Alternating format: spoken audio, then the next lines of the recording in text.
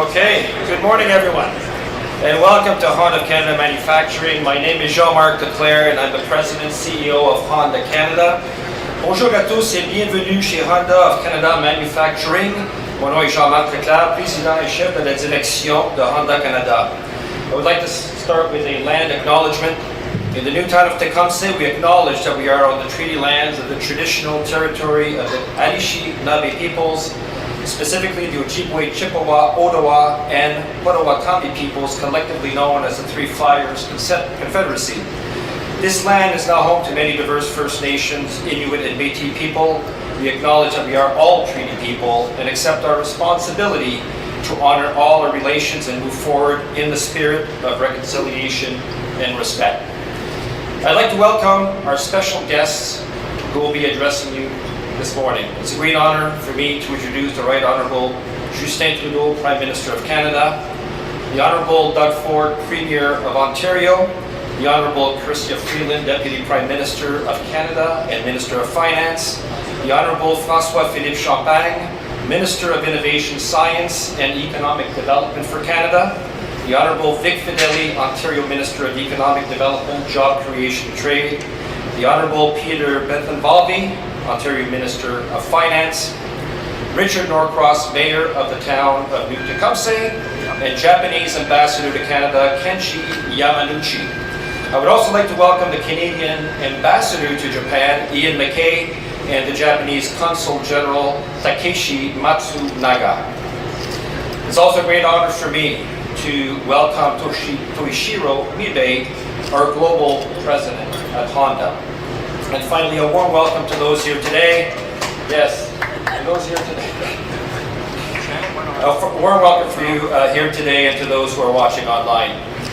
General Takeshi Matsunaga. It's also a great honor for me to welcome Toshihiro Mibe, our Global President at Honda. And finally, a warm welcome to those here today. Yes, to those here today.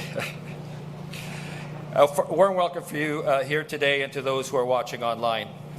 Honda Canada Manufacturing is one of the premier automotive manufacturing facilities in the world. For nearly 40 years, our work has been guided by determination, innovation, and relentless drive for excellence.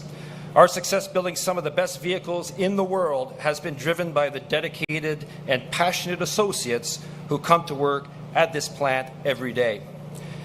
Honda Canada Manufacturing est reconnu comme l'une des usines de fabrication automobile les plus réputées globalement.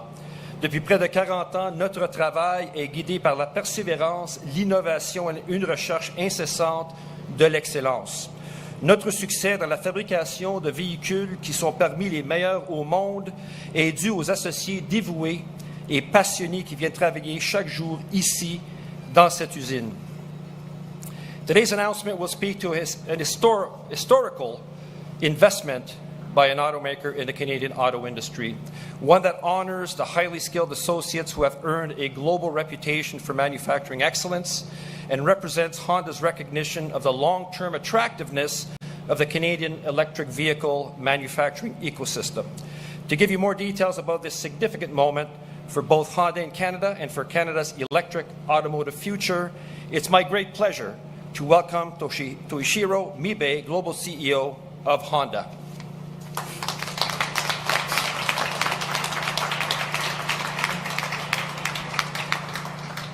Good morning.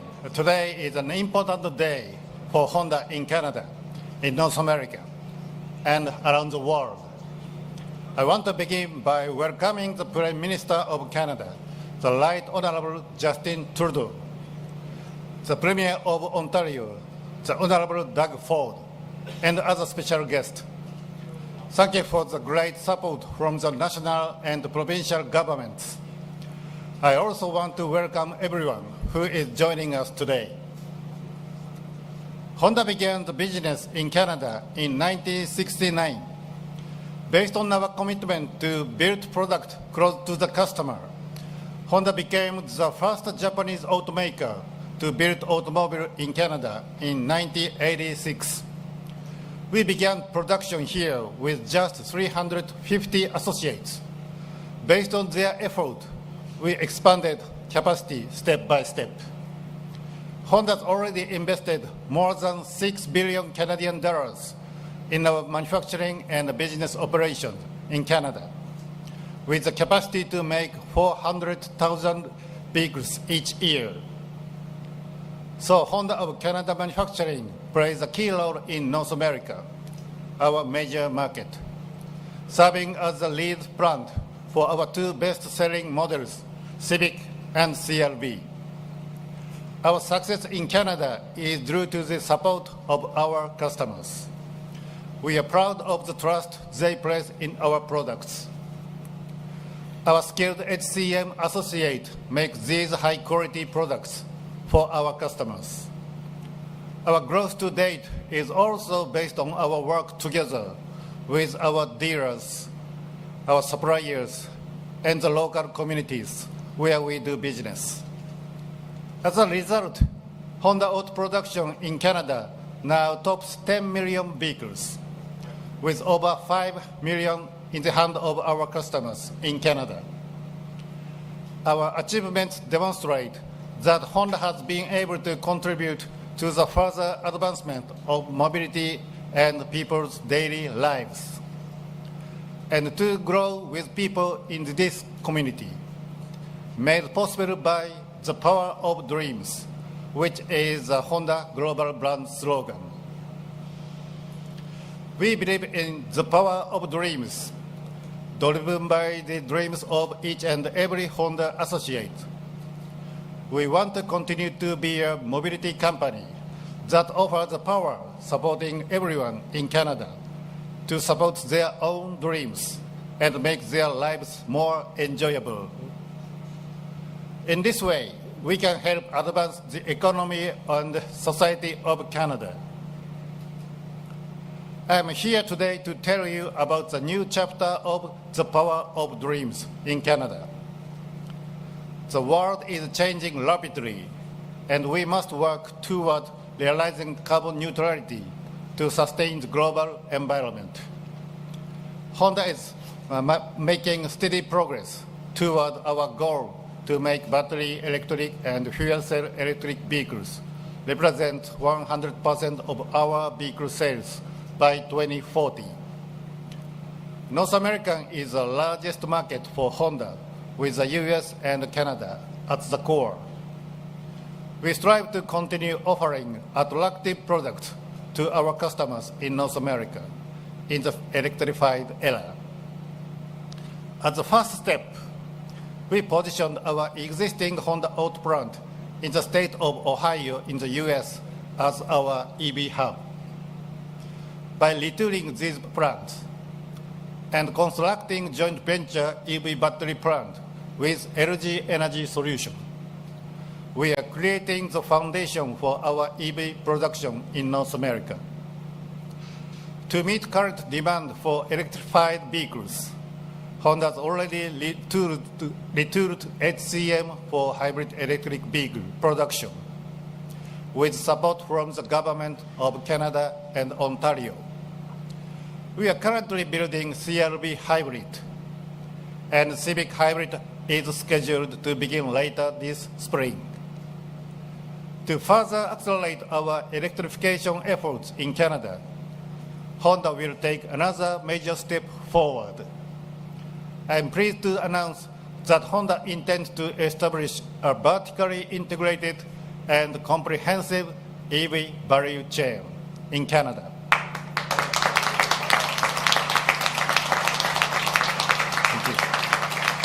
This includes all aspects of EV production, from procurement of raw materials, mainly for batteries, to the production of finished EVs. Canada is rich in natural resources and actively promotes use of clean energy. Honda is pursuing what we call Triple Action to Zero, with 3 key targets: net zero CO2 emission by 2050, 100% use of carbon-free energy, and 100% use of sustainable materials. As we aim to conduct our business with zero environmental impact, Canada is a very attractive business environment for Honda. By building an EV value chain centered on batteries, we aim not only to achieve stable procurement of batteries that are highly cost competitive, but also to create new value with low carbon throughout the entire battery life cycle. Honda will build an innovative and environmentally responsible EV plant to begin EV production in 2028. It will have annual capacity for 240,000 EVs. Honda will also build an EV battery plant with annual capacity of 36 gigawatt hours. Both new plants will be located beside our current facility here in Alliston, Ontario. This is expected to increase CHCH employment by 1,000, a big addition to the current 4,200 associates. As for key battery materials, Honda will discuss building a cathode material plant in a joint venture with POSCO Future M, and separator plant in a joint venture with Asahi Kasei. Both are to be located in Ontario. In this way, we will establish a stable supply system for EV batteries and make our EVs more cost competitive. We expected our total investment to be 15 billion Canadian dollars. The project and investment will be evaluated in more detail over the next 6 months. When this project is confirmed, Honda is expected to become the first automaker to utilize the EV supply chain investment tax credit in Canada. In the future, Honda will consider building a comprehensive value chain beyond the 4 areas of EVs, EV batteries, cathode material, and separators, with a key toward secondary use and the recycling of batteries. Honda will realize low carbon value creation throughout the battery life cycle. In this way, Honda will establish a highly profitable business foundation and contribute to realizing a carbon neutral society. This plan is built upon the trusting relationship between Honda and the people of Canada, who have supported us for over 55 years. The highly skilled workforce and diverse people of Canada, and the support of the Canadian and Ontario governments that welcomed our project as one of the most advanced concepts in the world.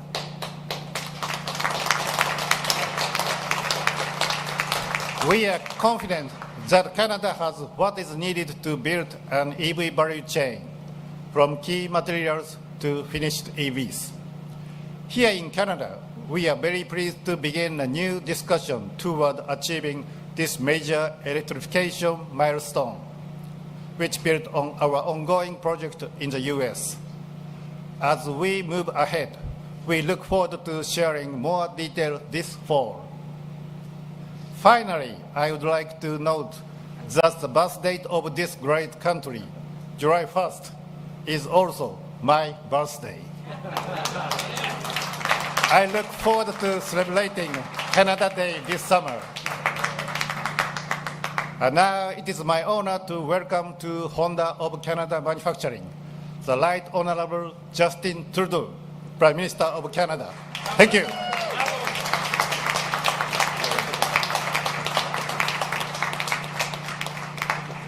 Thank you.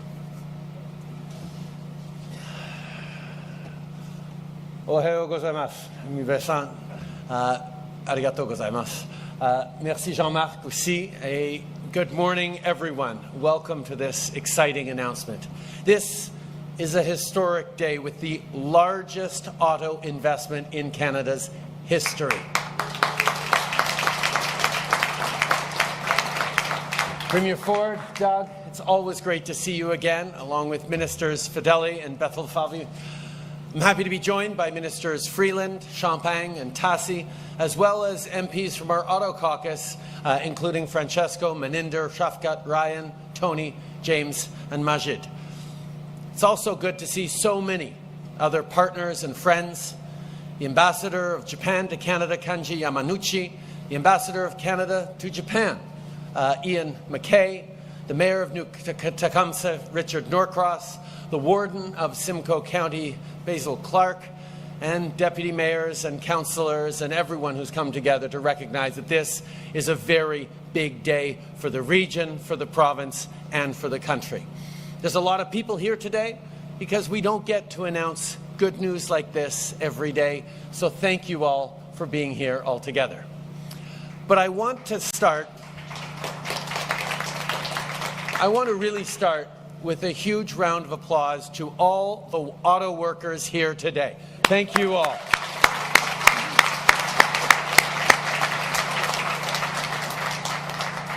Without your work, sans votre travail, vos qualités, votre ambition, vos talents, rien de cela ne serait possible.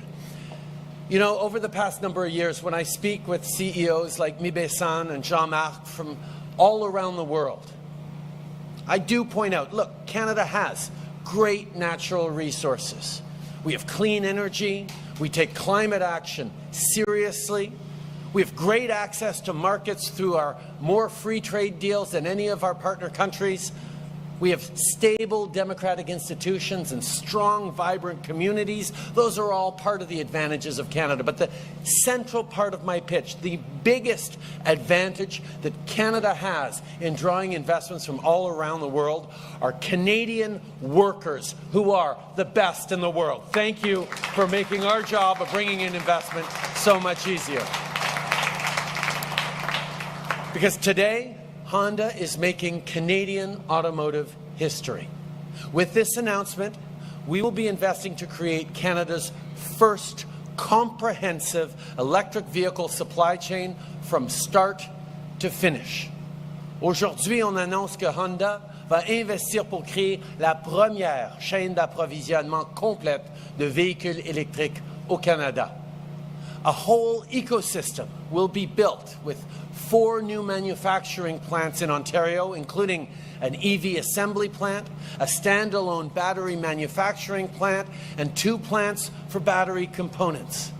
These investments will create well over 1,000 well-paying manufacturing jobs, as well as many, many construction jobs, and of course, jobs all across Ontario and the country for auto parts suppliers. But this announcement isn't just about creating jobs.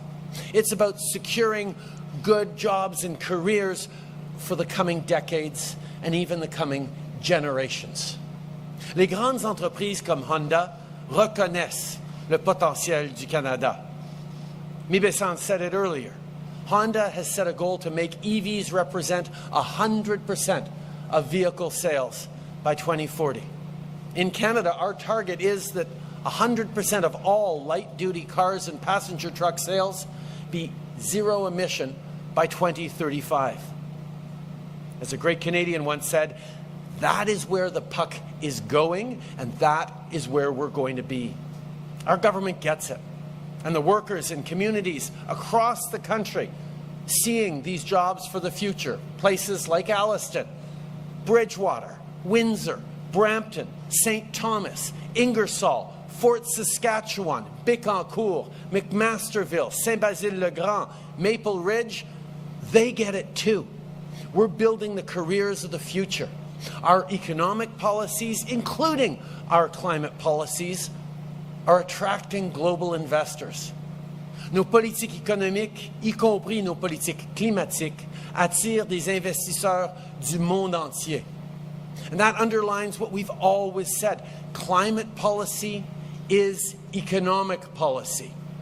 And with its impact on families and communities around here, it's also social policy. See, we've been building a whole ecosystem. Because of the choices our government has made over the past few years, Canada now ranks first globally in Bloomberg's ranking of lithium-ion battery supply chains.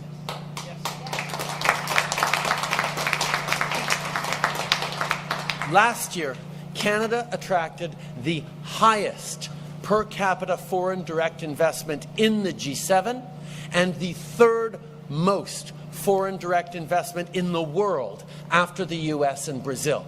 What we are doing here matters to the world and it matters to Canadians. Le Canada est reconnu comme le fournisseur de solutions propres nécessaires pour une économie globale carboneutre. Et on va poursuivre notre travail pour créer encore plus d'emplois qui vont permettre de garder notre économie forte pour les générations à venir. Today is a great day for workers, for Honda, for Ontario, and it's a great day for Canada. So thank you all. Merci beaucoup tout le monde. Arigato gozaimasu. Et je suis maintenant très heureux de passer la parole au Premier ministre Ford. Doug, over to you.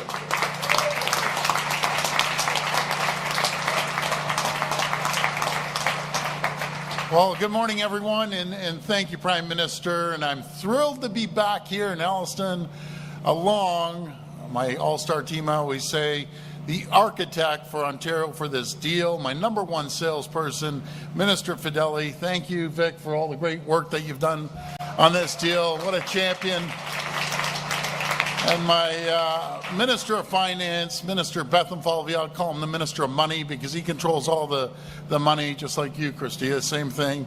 And my great Deputy Premier and Minister of Health, Sylvia Jones, thank you. And Minister of Environment, Andrea Kanjan. Andrea, thank you. And she doesn't live too far from here. And my great Attorney General, Doug Downey, thank you. And my all-star MPP that represents this riding, Brian Saunderson, to celebrate this historic investment. Thank you for all the work that you've done. I also want to acknowledge the Ambassador Yamamochi. Thank you. Ambassador McKay as well. Thank you. Consul General, I appreciate all the work that you've been doing too. And Mayor Norcross, Mayor has promised me he's going to build these beautiful communities to house the great workers here. So Mayor, thank you very much. Call me bye when we're going to start turning the shovel on those homes.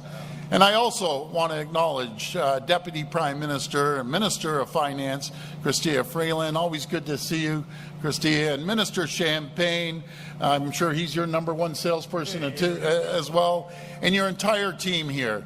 This deal is another example of our two governments working together to rebuild our economy, to create better jobs with bigger paychecks, and we're getting it done. So thank you. I also want to thank Jean-Marc and everyone from Honda Canada for hosting us today. And I want to thank all the great team members right here, and we met them along the line at Honda for contributing to Ontario's success. And a big welcome to Mibi-san. Thank you, sir. Thank you for letting us have this opportunity. And Ozawa-san and everyone from Honda Motors. And Takizawa-san as well, and the team from American Honda. And Oe-san and your team from HDMA.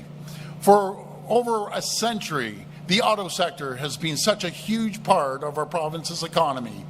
It's been a source of pride for workers and communities from Alliston to Aurora, Oakville to Oshawa, Tecumseh to Thunder Bay, and everything in between, employing hundreds of thousands of people throughout the supply chain. Supporting so many hardworking families, we've been so proud to have Honda as part of our industry, as part of our Team Ontario family since 1969, but the assembly plant since 1986. Thank you. Friends, today's announcement of Honda's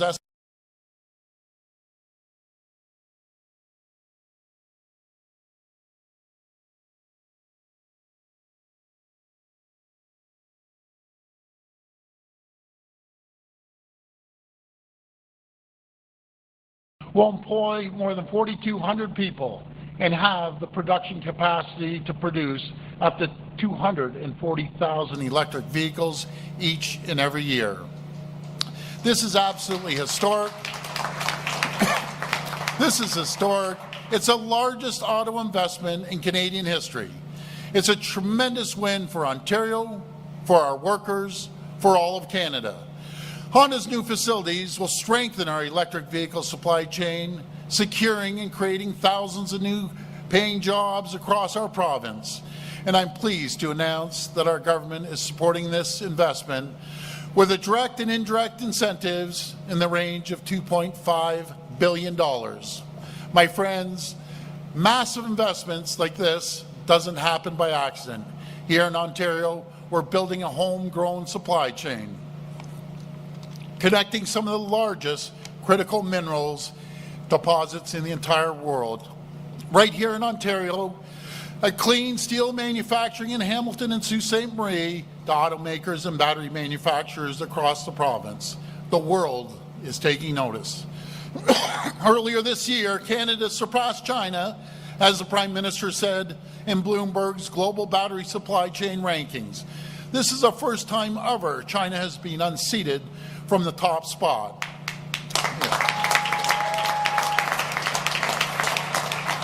And with Honda's new investment announced today, our province has attracted over $43 billion in auto and EV battery investment over the past 3 years alone.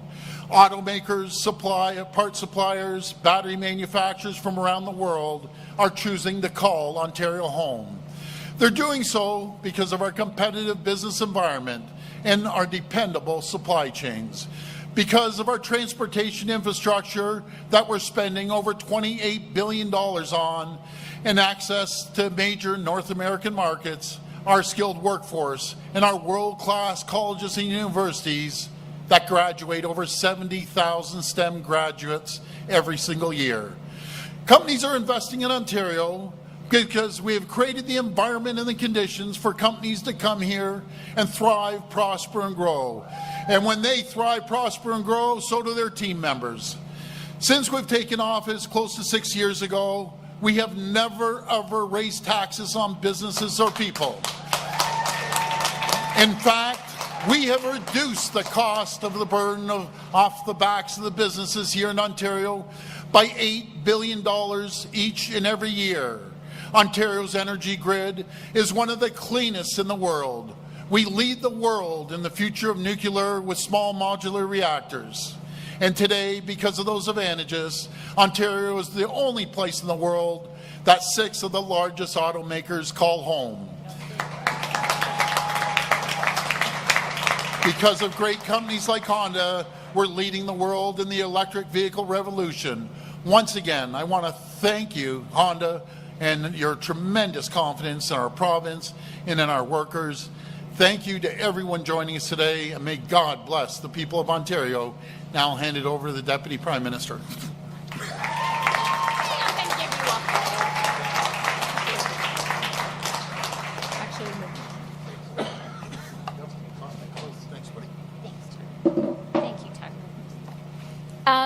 Well, thank you very much, Premier Doug. You and I spoke last week on Monday and talked about how much we were looking forward to being here for this announcement. And I have to say, what a great day it is for Alliston, for Ontario, and for Canada. It is such a pleasure to be here. I also just want to start, as the Prime Minister did, by recognizing and acknowledging the amazing people who work here. We had a chance to tour the plant a little bit before this announcement, and one person said to me, you know, it's really actually fun to work here. It's like Lego for adults, and at the end of it, you make a car. A lot of people said to me, we're really excited about today because this is for us, but it's also for the next generation. This is jobs for today and for the future. It's security and it's a guarantee. And I could not agree with that more. And, you know, a lot of people contributed to today, But first and foremost, it is the amazing people who work here who do such a great job that Honda has had the confidence in them to make this historic investment in Canada. So congratulations, you are remarkable.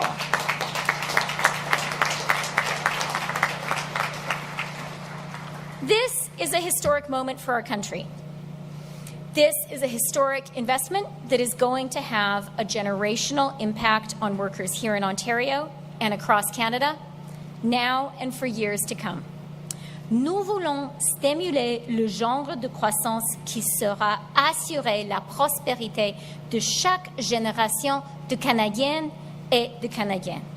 Pour faire cela, le budget que j'ai présenté la semaine dernière redouble d'efforts pour attirer des investissements, augmenter la productivité, encourager l'innovation et créer des emplois valorisants et bien payés. A cornerstone of this effort is our $93 billion suite of investment tax credits. This includes our new electric vehicle supply chain investment tax credit.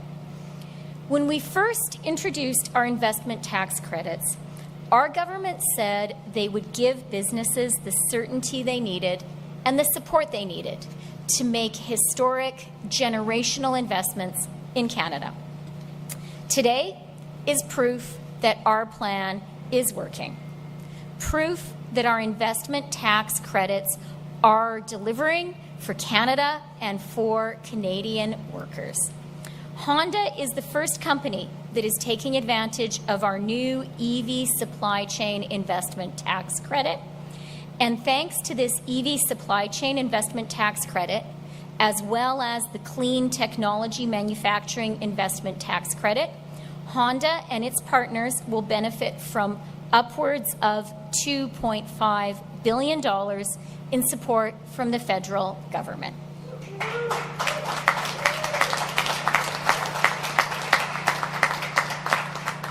This is the largest investment Honda has ever made in North America, and we are so proud that it is happening here. We are so proud you have chosen Canada. I want to thank, in particular, Toshihiro Mibe, Manubu Ozawa-san, who worked so hard and so creatively on this project.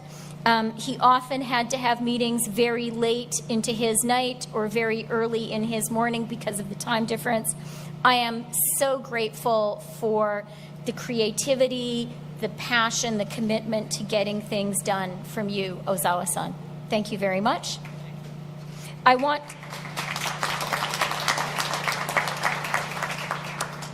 also want to recognize the work of Jean-Marc Leclerc. You have been working for many, many months to unlock this important and historic project. Et bien sûr, je tiens à remercier mon cher collègue, le ministre François-Philippe Champagne, pour le rôle essentiel qu'il a joué dans la réalisation de l'annonce d'aujourd'hui. C'est votre voyage au Japon en 2022 qui a donné le coup de départ à tout cela. Et je sais que le Premier ministre Ford a remercié le ministre Fideli, mais moi, je dois vous remercier parce que vous êtes une vendeur internationale hors pair et vous savez vendre le Canada mieux que quiconque. Merci François-Philippe.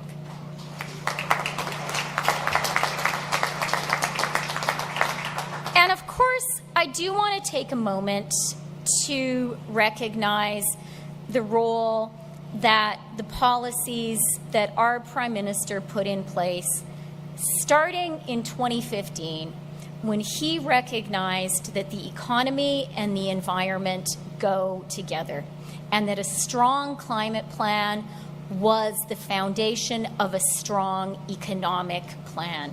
That is the path we have been pursuing since then. You see it in the clean electricity that underpins the investment being made today. You see it in the international recognition of Canada's commitment to climate, which we are seeing drives investment and jobs and growth. Honda has a long history of partnership with Canada as a domestic manufacturer, dating all the way back to its first manufacturing plant in 1986, right here in Alliston. Today's investment is a further testament to Canada's long history of friendship, partnership, and collaboration with Japan. Il n'est pas surprenant que cet investissement soit fait ici et maintenant. Comme le Premier ministre du Canada et le Premier ministre d'Ontario ont souligné, Bloomberg 9 a classé le Canada au premier rang mondial en ce qui trait à ses chaînes d'approvisionnement de batteries pour véhicules électriques. C'est une grande chose, c'est une grande réussite. Canada has everything it takes to be a global leader in the full electric vehicle supply chain. We have the raw materials like aluminum, lithium, steel, and nickel. We have a strong manufacturing base, and most important of all, we have the talented, committed, skilled people who know how to mine those materials.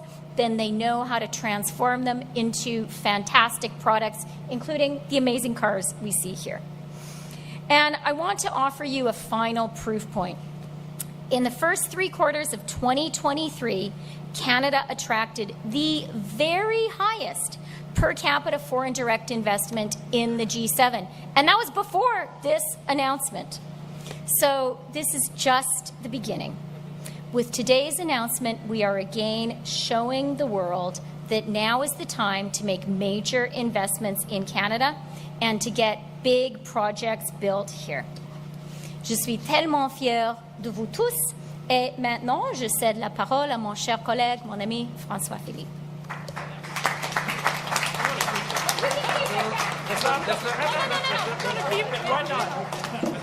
For once, I can look tall on cameras, you know, so it's great.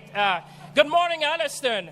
Wow, what a morning to be together, and it's obviously a real delight to be celebrating with you all. D'abord, merci Jean-Marc, merci pour ta détermination et ta passion de faire d'Honda Canada un leader en Amérique du Nord. Alors, merci. Tu as été avec nous depuis les tout premiers jours dans cette grande réalisation d'aujourd'hui. This is big, folks. This is historic. This is a game changer for the country and for the auto sector. As you've heard from the Prime Minister and the Premier, this is on the largest ever investment in the company's 75 years history. This is the largest auto investment in Canadian history, and it's clear evidence that we have the best auto workers in the world. I don't know about you, but I'm sure I like the sound of that. Now, before I get going, I know, and if there's anyone out there who still doubts about Canada, global leadership position when it comes to EV, well, I hope you're watching the press conference today, because today we're telling the world that Canada is the place to be. But before I get started, let me just start with the Prime Minister. Prime Minister, I want everyone to know, every Canadian watching, every Canadian listening today, that it's really thanks to your vision, to your passion and determination, Prime Minister, to make Canada the green manufacturing hub that we can announce today, that Canada will be a leading manufacturing hub for electric vehicle. And Prime Minister, I want to give you a big round of applause. You inspire us every day. And it's because of you that today we can see that kind of investment, because you saw, probably before many, that by being a green manufacturing hub, we would be leading the industrial revolution.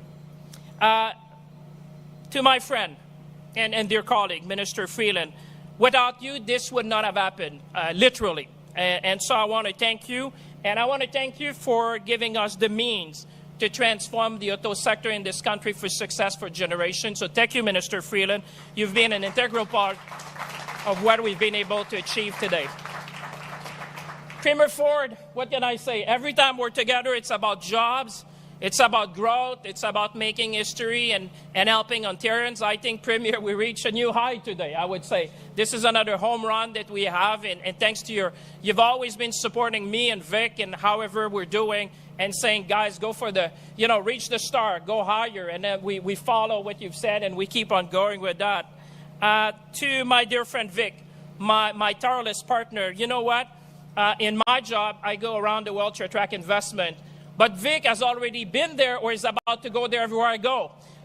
So this is a real testament to our partnership that we've built. We kind of follow each other in about every city.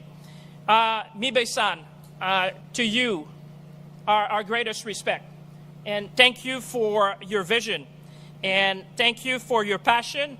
And thank you for your personal involvement. Because you made, because of your personal involvement, this general investment possible. And you trusted Canadian. You trusted Canadian workers and you trusted us, and we want to be grateful.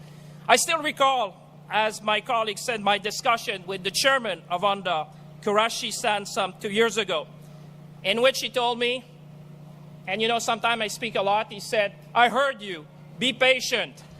I would say this was patience well invested, ladies and gentlemen. 2 years after that, we have now the largest single investment in the history of Honda.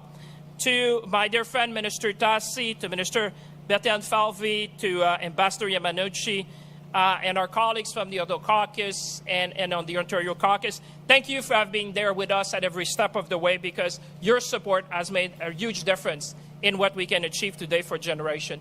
But finally, and more importantly, and it's been said, but I think it's worth repeating, I want to thank the thousands, the generations of Honda workers. A number of them are here today. It's thanks to your excellence. It's thanks to your hard work. It's thanks to your expertise that we can attract historic investment like that. I can assure you, in my discussion with the chairman, the first thing he said, this is our best plan in the world. So today is a testament to your work, and you deserve a big round of applause. This one is for you, because take that in your heart. You made this possible. Well, obviously, it's a great day to be in Alliston today.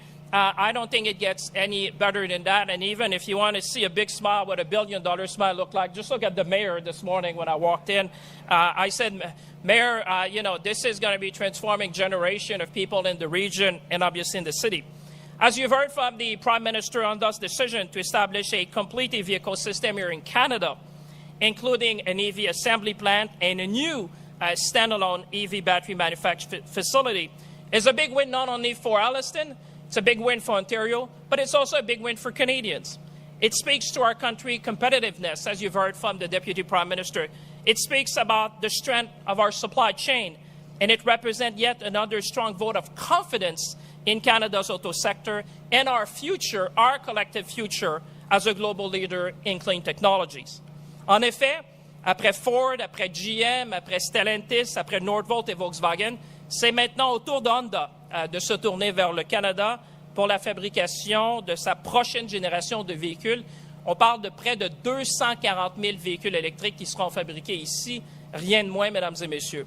Ces investissements représentent des opportunités générationnelles, alors que la planète tout entière se tourne vers une économie carboneutre et que les investisseurs se tournent vers le Canada. Depuis plus de 100 ans, le secteur canadien de l'automobile est un moteur de croissance économique à travers notre pays, un moteur exceptionnel pour l'innovation et un moteur pour la création de bons emplois qui sont très bien payés. But this is more than just about the auto sector. This is about Canada punching above its weight. This is about Canada leaning and winning on the international stage. This is about our Canadian workers and Canadian talent. Because as we all know, and the Prime Minister said it when he started, at the end of the day, this is all about people. Talent make us win. The auto workers of Honda make us win, and today, it's their big victory. So in closing, ladies and gentlemen, let's seize the moment that we have in front of us. Let's be ambitious, and let's build this EV car of the future right here in Canada. With that, ladies and gentlemen, I have the great pleasure to introduce my partner, the one which I go everywhere around the world and across Canada to make sure that we build the best future for this generation and future generation. Mr. Federley, the floor is yours, my friend. I hate following you, you know that, eh? It's always the worst job. I was saying it's the worst job to follow Francois all the time. Konnichiwa.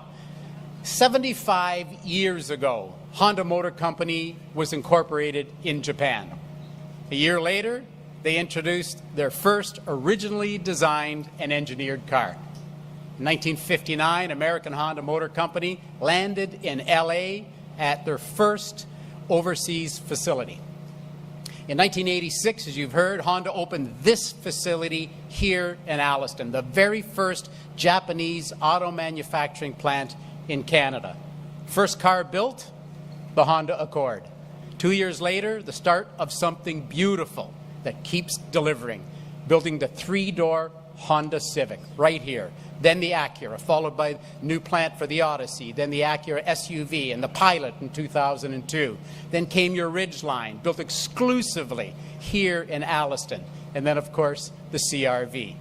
The two best-selling Honda vehicles are now built for Canadians by families right here in Alliston. And we are here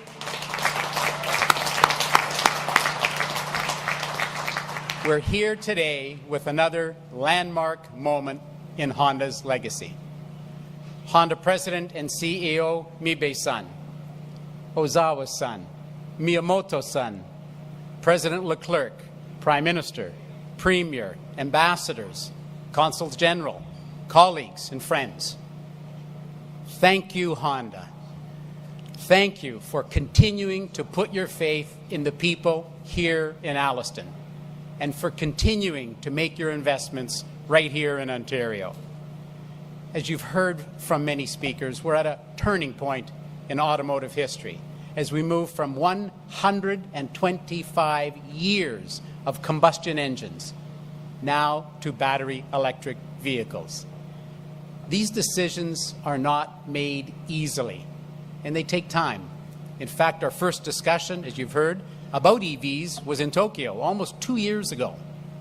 And the one thing we all knew going into this, it was going to be all about relationships. Because Honda already knew Ontario had the exceptional talent.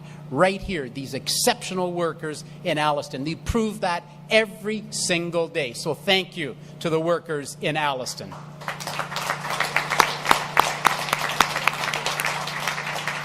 Honda knew that Ontario had the land, the clean energy, the EV ecosystem, the critical minerals. All of those boxes are checked right here in Ontario. But again, it all comes down to people, to those relationships. And I got to tell you, once you make that pivotal move, that moment that happens when you stop working across the table in sales and you start sitting side by side as partners, well, then the deal just becomes easy. But I got to be honest, it doesn't hurt to have Premier Ford, the best closer on the planet, sitting at that same table.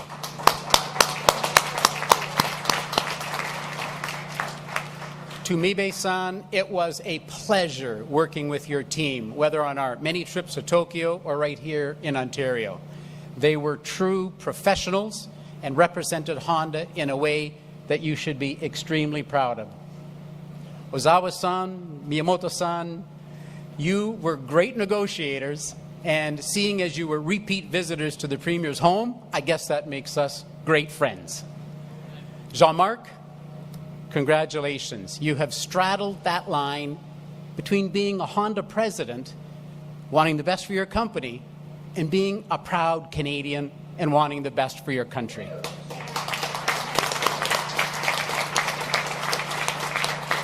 That is not an easy feat, my friend, but you did it in your customary, casual way.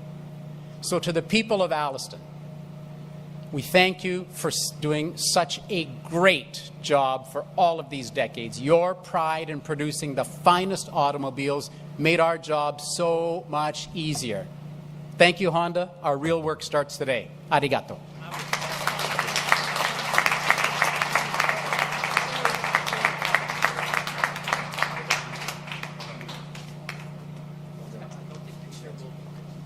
And now it gives me great pleasure to introduce my wonderful colleague, the man with the money. He's going to give me a lot of hell for that. The man with the money, Minister Peter Bethlenfalvy.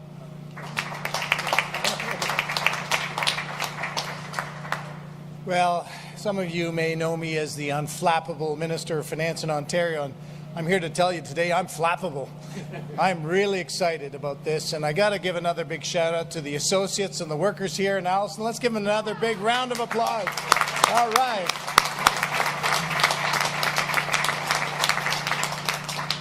Thank you and hello everyone. I want to begin by thanking Honda and your long-term commitment to Ontario, which we are truly, truly grateful for, as well as Premier Ford and Minister Fedeli, Prime Minister Trudeau, Deputy Prime Minister and Finance Minister, my counterpart, Minister Freeland, and of course Minister Champagne, the Tsiga de Shawinigan, as I like to call him. I'm proud to be part, I'm the Tsiga de Saint-Lambert, so we have something in common, we're Tsigas. I'm proud to be part of today's exciting announcement.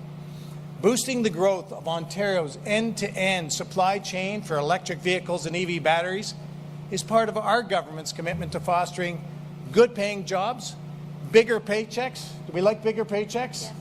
Yeah, we got a few yeses. I think we do. And economic growth across the province. Today's announcement is a strong example of how our plan is working along with our partners in industry and other levels of government. We're attracting business investment and delivering tomorrow's economic success today. Companies are investing to start and grow their businesses right here in Ontario.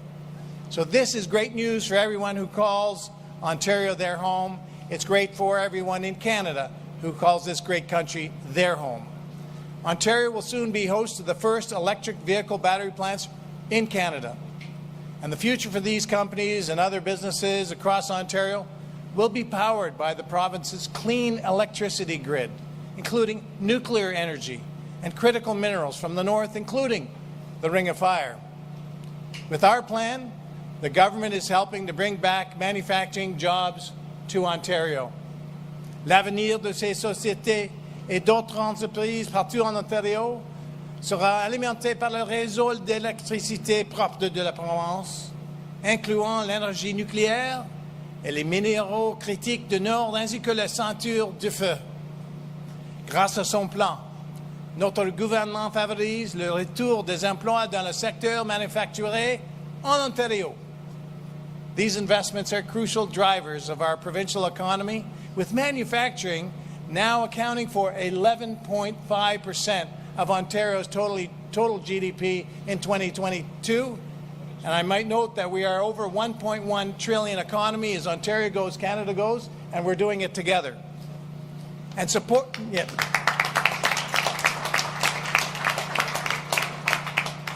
supported with investments such as today's announcement, the economy is poised for future growth. With our plan as shown in the 2024 budget, we are supporting businesses large and small. And as Premier Ford mentioned, we are enabling an estimated $8 billion in cost savings and support for businesses in Ontario in 2024. And this includes $3.7 billion in savings for Ontario small businesses. Ontario recognizes the importance of critical advanced manufacturing technologies and supply chains in helping companies increase productivity, open new revenue streams, create highly skilled jobs, and enhance global competitiveness. Today is truly an historic milestone in our plan. And folks, we are on the right course in making the province a competitive place to invest and a great place to live and to work. So thank you, merci tout le monde, and I'll now hand it off to the great mayor of New Tecumseh, Mayor Norcross.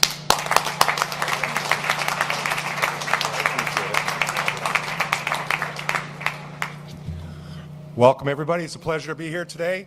The Right Honourable Prime Minister Trudeau, Honourable Premier Ford, Honourable Ministers, President Mibe-san of Honda Motor, and the Ambassador of Japan, we greatly welcome you to the town of New Tecumseh, which is the home of Honda Canada Manufacturing. For 38 years, Honda has been an outstanding community partner. Honda is the corporate citizen that a community dreams about. Their corporate generosity and charitable actions have been enhanced and will enhance and has always enhanced the well-being of our town.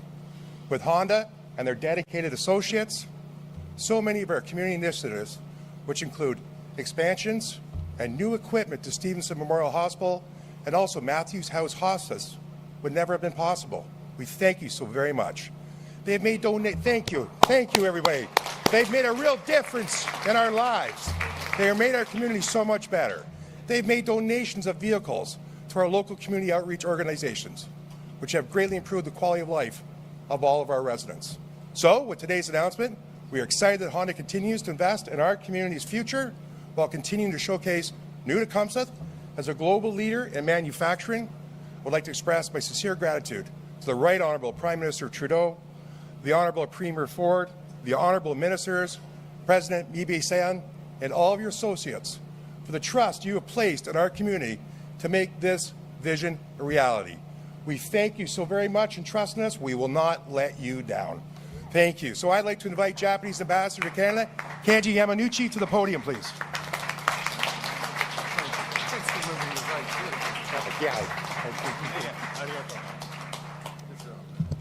Good morning. So many important people said many good things, so I do not have much to add.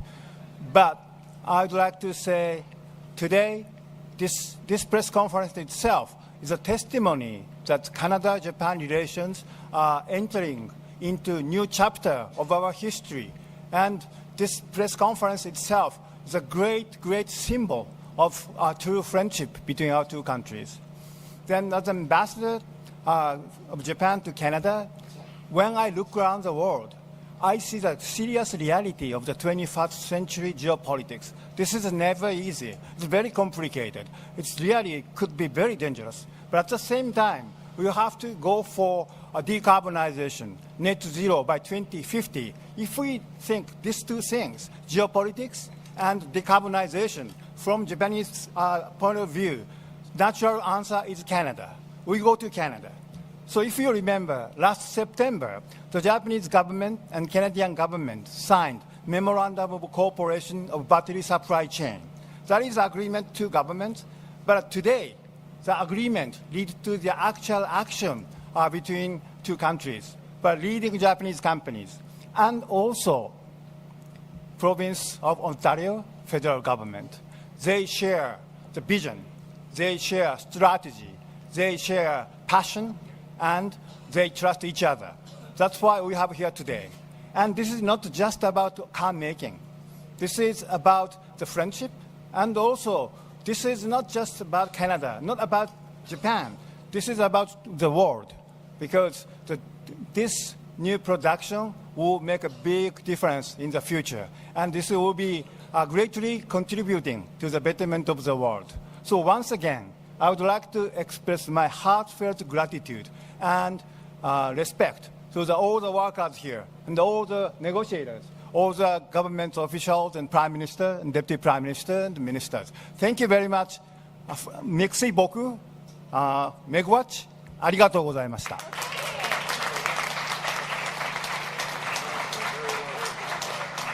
Nous allons maintenant commencer avec la période de questions. We will now start with the question and answer period.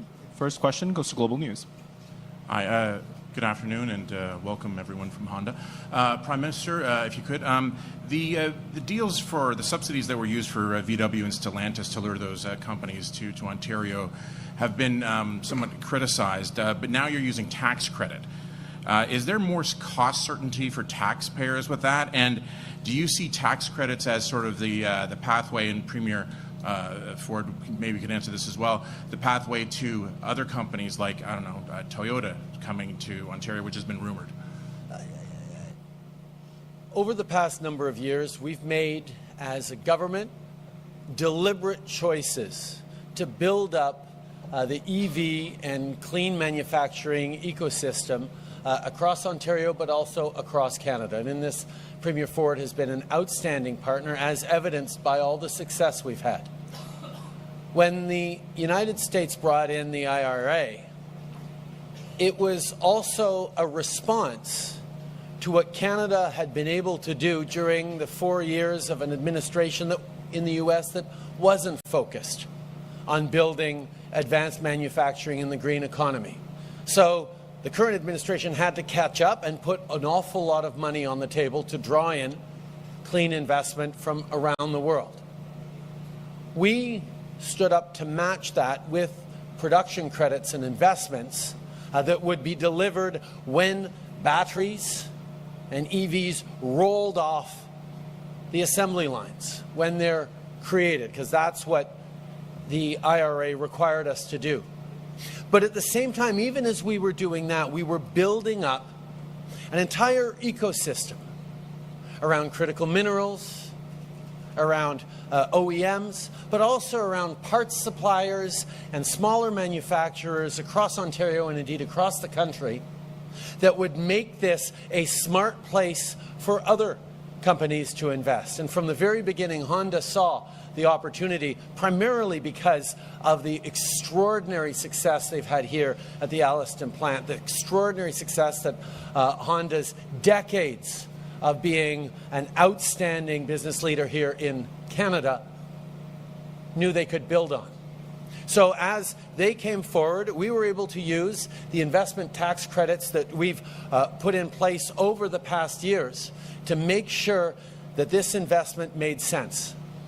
But again, countries around the world are trying to throw money at different companies to try and draw in investment. And yes, we need to be responsible and competitive with that.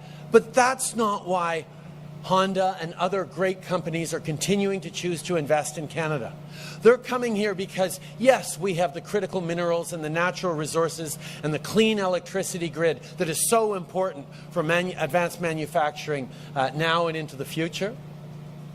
We have strong, stable democracies with vibrant communities, with strong social safety nets for workers. We have trade deals with the world. We're still the only G7 country with a free trade deal with every other G7 country. Privileged access to the largest market in the world, the United States. But the biggest advantage and the reason Honda is here, the reason companies continue to come and invest in Canada, is because of Canadians themselves. Canadian workers who are ambitious, best educated in the OECD, hardworking, and ready to build not just for today, but for future generations as well. So yes, as a government, we're making choices to invest, to draw in these important companies that were creating jobs, not just for now or the next few years, but for coming generations. And that's something we're always happy to step up on, particularly in partnership with strong leaders like Premier Ford. Doug, I think you want to add to that? Thank you. Well, I look at this as a long-term investment, and that goes for all $43 billion that was invested here in Ontario. This is generational investments that their families, their kids may be working here. And we've seen this grow. It's one of the #1 industries and sectors right here in Ontario. But you look at the investment we have, the jobs Honda has trusted us with here, multiplied by 7. So it's roughly any auto job is 7 times the jobs that are being created here, no matter if it's the suppliers that are coming on board or just general areas of the community. And the mayor said it best. Honda is a class act.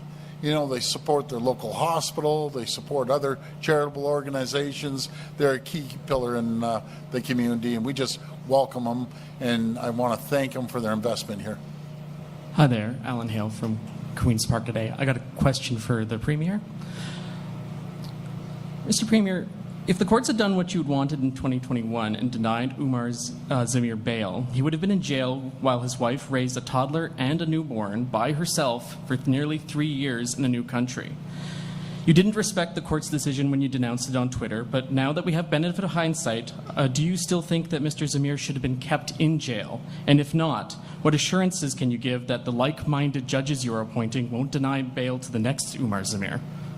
Well, thank you for that that comment, but I'll tell you, it's a very sad situation, and the whole situation is sad. And one of the information I had at the beginning, first-degree murder, I made my comment. But do you know what I find ironic? And you never mention Constable Northrup. He never mentioned about his wife Margaret taking care of their 3 kids and going to raise them without a father. That he won't go to their weddings. He won't be able to be with Margaret the rest of her life. Isn't it ironic you haven't mentioned that? Those are my comments. Thank you. Follow up? No, there we go. To turn to something that's going on at the legislature, Sarah Jama is wearing a keffiyeh in the House and has been told to remove it or leave, and she is doing neither. And it's apparently becoming a bit of a boiling situation back at Queen's Park. You've said that you do not support this keffiyeh ban. What do you think should be done? Well, again, the Speaker runs the legislature. I don't. That was his choice, and he's the one that runs the legislature. Next question. Hi, Barbara with iPolitics. My question is for the Prime Minister. As iPolitics reported earlier this week, the CBTU is warning that the under-construction Nexstar battery plant is ramping up its use of foreign workers despite the billions in government support being offered. They want your government to halt the flow of foreign workers to the plant and get Nexstar to the table to sign a new agreement guaranteeing jobs for Canadian tradespeople. So will you take those steps to address the CBTU's concerns? And considering the issues with Nexstar, do you have any assurance from Honda that something similar won't happen here? Actually, the investments we're making, whether it's with Nexstar or here with Honda, it's all about creating great jobs for Canadian workers, and that's what is actually being delivered.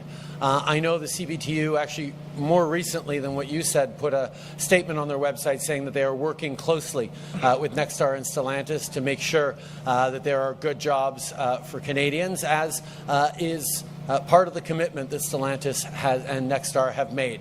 We're going to continue to be there, and I'll highlight that of the close to 2,000 workers on the construction in Windsor right now, there's only about 72 of them that are international workers because there's a certain amount of specialized equipment that needs training so Canadians can actually be doing the installing as well.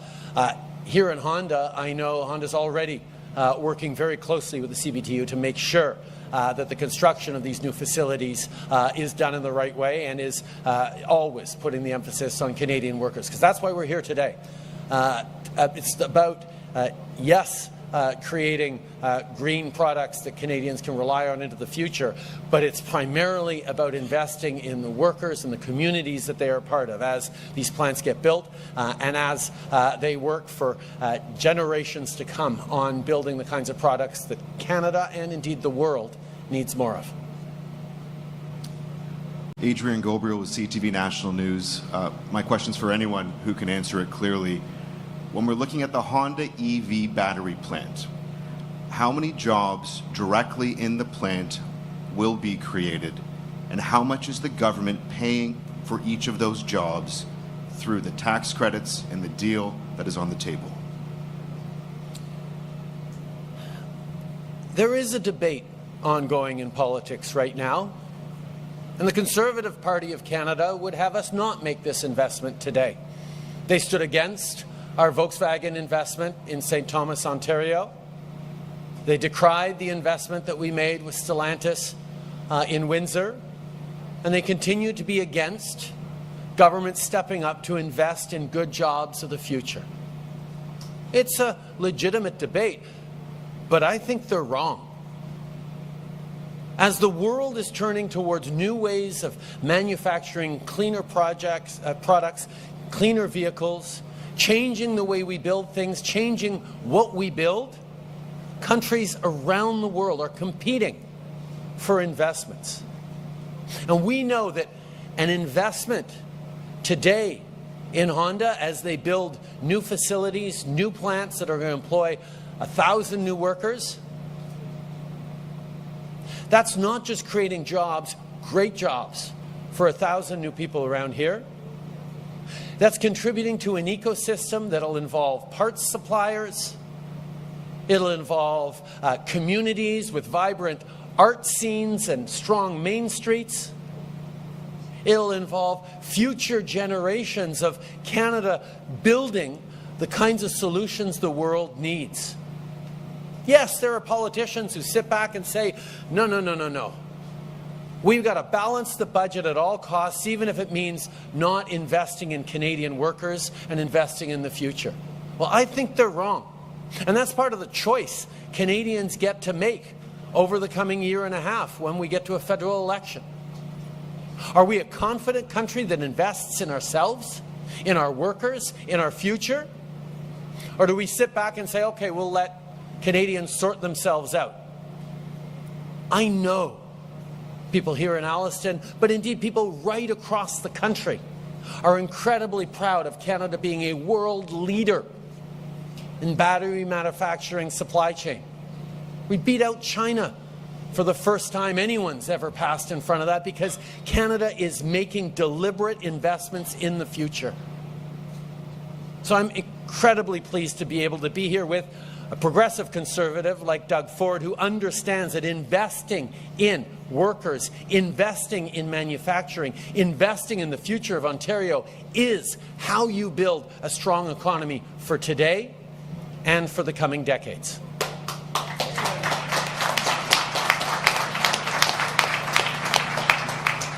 Well, I guess you have two choices. You don't invest, or you have confidence in the people of Ontario and companies like Honda to create jobs. If you're asking me a number, what do you put a price on 28,000 people being employed? Because if you round it off, 4,000, 4,200, 5,000 jobs times 7, there's 28,000 other people that are going to have spin-off jobs, opportunities to grow. Our great STEM graduates, the future of this province, are going to be able to come here, or the other auto investments around the province. Let me tell you something. In the last 5.5 years, we went from the previous government, provincial previous government, chasing jobs out of this province to a tune of 300,000 to over 700,000 people bringing home better and bigger paychecks because of the policies, because of the partnerships that we've had at all three levels of government, municipal, provincial, and federal partners, investing in the future. This is generational. This is decades and decades down the road. What price do you put on that? There is no price you can put on that, because we're investing into the people. The money is staying here in Ontario. It's not going overseas. It's not going down to the U.S. It's staying right here in Ontario for decades and generations to come.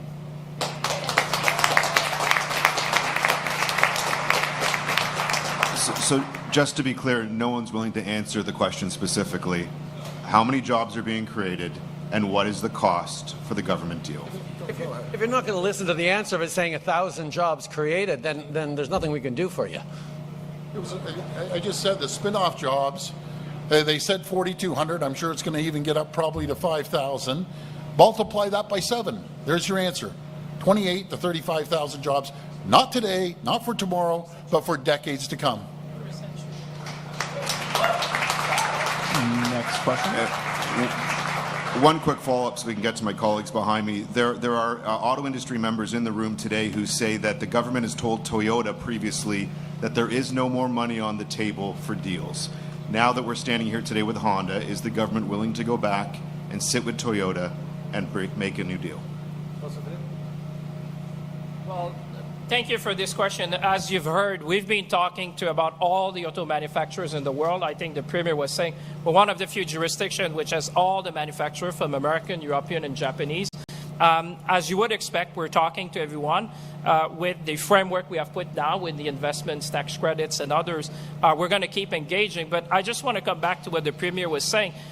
When you're looking at the ecosystem, you have to look that Canada soon will be one of the first countries, if not the only one, which would have a complete value chain when it's come to the battery ecosystem and the EV vehicle. I would say to you, sir, we're building not only for this generation, but for future generation. We're going to keep engaging with all the parts suppliers, all the ones who want to contribute, because they understand that Canada is the place now. If you want to build an electric vehicle, if you want to be part of the green manufacturing hub of the world, this is the place to be. Prochaine question. Bonjour, Yannick Lepage de Radio-Canada. On comprend que c'est une annonce importante aujourd'hui, mais pour les préoccupations des consommateurs, des gens qui veulent acheter un véhicule électrique, les prix sont élevés, l'offre est limitée. Qu'est-ce qui peut changer dans les prochaines années? Tout d'abord, on reconnaît à quel point c'est important d'appuyer les consommateurs dans des achats pour protéger l'environnement et améliorer leur qualité de vie. C'est pour ça qu'on a mis sur la table des rabais et des remboursements pour les gens qui achètent des véhicules électriques. On comprend que c'est une nouvelle technologie, mais avec nos investissements pour aider les consommateurs, mais aussi avec nos investissements dans l'infrastructure de charge, des bornes de chargement à travers le pays, avec nos encouragements au niveau des nouvelles constructions d'inclure des bornes de chargement, nous sommes en train de créer le contexte dans lequel les Canadiens peuvent choisir d'acheter des véhicules qui seront mieux pour l'environnement et des véhicules qui seront produits ici au Canada. Et un suivi, il y a beaucoup d'experts qui nous disent que l'extraction minière pour alimenter la production de véhicules n'est pour l'instant pas au rendez-vous. À quoi peut-on s'attendre au niveau de l'extraction minière et qu'est-ce que vous avez à dire aux gens qui craignent que les gouvernements soient appelés à couper les coins ronds au niveau de l'environnement pour accélérer cette production minière-là? Tout d'abord, on sait très bien que le Canada a les ressources naturelles, les ressources minières, les minéraux critiques dont on a besoin, pas juste au Canada, mais à travers le monde, pour créer un avenir plus vert et plus prospère. Maintenant, une grande partie de cette production de minerais est contrôlée par la Chine. Et donc, on a beaucoup de partenaires à travers le monde qui voudraient avoir un partenaire fiable comme le Canada pour leur chaîne d'approvisionnement, mais aussi qui reconnaissent qu'au Canada, on fait ça de façon responsable par rapport aux travailleurs, on fait ça en partenariat avec les peuples autochtones, on fait ça avec une responsabilité environnementale qui est essentielle. On a une approche beaucoup plus responsable et c'est d'ailleurs ce que le consommateur veut à travers le monde. Alors, oui, nous allons continuer d'investir dans le secteur minier au Canada où on a une expertise extraordinaire, mais on va le faire de façon responsable, en partenariat avec les peuples autochtones, en partenariat avec les syndicats et surtout en partenariat et en protection de l'environnement. C'est comme ça qu'on crée un avenir plus prospère pour tous. Vous pourriez répéter en anglais, ce serait bien apprécié, merci. We know that critical minerals are essential for not just electric vehicles in the future, but for our innovative economies of the future all around the world. Right now, China controls a large part of the critical ingredients necessary into our net zero future. And countries around the world are looking to partners like Canada, strong, reliable partners that aren't just there to trade freely and not put conditions or use politically our economic advantages as other countries may, as we've seen disruptions in supply chains, but also the fact that Canada does things responsibly, that our mining sector is there to work with, in partnership with Indigenous peoples, that is making sure that labor standards and quality of life is upheld for the people who work in the mines.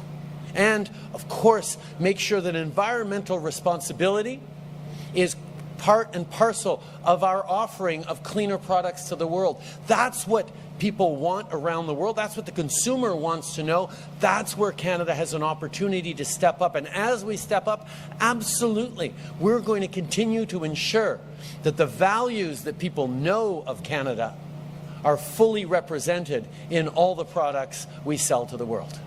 Last question. Thank you. Ilil Musa with CBC News. I've got a question for the Premier. Mining claims staked in Northern Ontario's Ring of Fire area have rose quite a bit in the last year. That region has been seen as being critical for Ontario's growing EV battery industry, but the surrounding First Nations say that they have not been properly consulted. Given today's announcement, where do things stand with those communities? Well, actually, I'm going to have to disagree. We had great conversations with Aeroland, the chief of Aeroland. We're about that far away from signing a deal to get the first 80 kilometers of road, and we're going to keep working with the First Nations community. We have two First Nations communities doing the EA right past the Aerolands. Martin Falls and Webbequay First Nations have been incredible partners, and they've been working with communities around there. You know, when we bring a road up to the Ring of Fire, it's not just to get the critical minerals, it's about creating opportunities and jobs for those communities. It's about creating healthcare that they can drive in. Right now, these communities fly everything in. And no matter if it's diesel or food or medical supplies, this is going to change your lives. We're going to bring them broadband up there. We're going to be able to have access by road all year round, access by road. It changes people's lives. We're going to make sure that we get electricity up there so they don't have to rely on diesel. That's what we're doing. We're going to change their lives. We're going to work hand in hand with the First Nations communities. They've been an incredible, incredible partner, and we look forward to getting shovels in the ground. Thank you. Follow-up? Question is for the Prime Minister. There is some indication that Canadians are not giving you any credit for the policies in the budget. Why do you think that is? This is not about credit. This is about doing the right thing. This is about making sure that Canada is fair. The reality is, for millennials and Gen Z, the economy doesn't seem fair. The opportunities that were there for their parents and grandparents to work hard, be able to save up and buy a home and build a future and a family for themselves just don't seem there for far too many young people, including young people who have great jobs, who work a side hustle, who are doing everything right, but instead of home ownership getting closer to where they are, it's getting further and further away. That's not fair, but it's also not good for the economy. We need our young Canadians, our young families to be optimistic about the future. We need them to be confident about their hard work paying off. That's why we've put forward a budget focused on fairness, asking the most successful to pay a bit more to ensure that younger Canadians, indeed every generation, can see the success that we need for this country. Whether it's massive investments in housing supply, building close to 4 million homes over the coming years. Whether it's moving forward on fairness measures like more childcare spaces, infrastructure that's going to help people get around and see more communities. Growing the economy in meaningful ways by drawing in great careers for the future generations. These are the kinds of things that make a huge difference. And that's the clear choice Canadians are going to be faced with in the next election. Do we invest in a stronger future? Or do we pull back and say, no, government shouldn't be doing any of that? Government should leave the economy to work itself out. Well, what happens then is too many people fall out of the middle class. Trickle down doesn't work. Austerity doesn't work. A government that's there to create programs like dental care for seniors and Canadians who don't have dental coverage. Create pharmacare to make sure that young women can access prescription contraceptives and people can access their diabetes medications to prevent catastrophic consequences. Investments in more childcare spaces. Investments in drawing in global leaders like Honda to build the kind of future we want. These are the choices we're making. It's not about political popularity. It's about doing the right thing to set every generation up for success for the coming decades. And that's what we're going to continue to do.